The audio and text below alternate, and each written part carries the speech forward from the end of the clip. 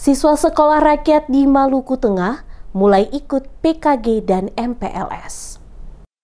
Setelah melalui berbagai tahapan persiapan maupun sarana dan prasarana, Sekolah Rakyat Terintegrasi 73 Kabupaten Maluku Tengah resmi memulai kegiatan perdananya. Pembukaan ditandai dengan pemeriksaan kesehatan gratis atau PKG dan masa pengenalan lingkungan sekolah atau MPLS yang digelar di Gedung Perpustakaan Masohi pada Senin 6 Oktober 2025. Program Sekolah Rakyat merupakan salah satu inisiatif nasional dari Presiden Prabowo Subianto yang bertujuan memberikan akses pendidikan berkualitas bagi anak-anak dari keluarga kurang mampu. Program ini diharapkan mampu memutus rantai kemiskinan dan meningkatkan kualitas sumber daya manusia di daerah.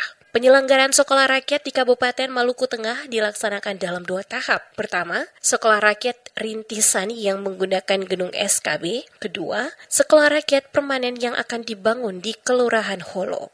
Seluruh proses persiapan hingga pelaksanaan kegiatan merupakan hasil kerjasama Satgas Percepatan Penyelenggaraan Sekolah Rakyat Kabupaten Maluku Tengah yang diketuai oleh Sekretaris Daerah Maluku Tengah, Rakib Sahubawa. Sementara itu, Bupati Maluku Tengah melalui asisten 3 Setda, Halid Patisausiwa, menyampaikan rasa bangganya atas dimulainya kegiatan sekolah rakyat. Ia menyebut hari ini menjadi momen istimewa bagi para pelajar yang berasal dari keluarga miskin dan miskin ekstrim.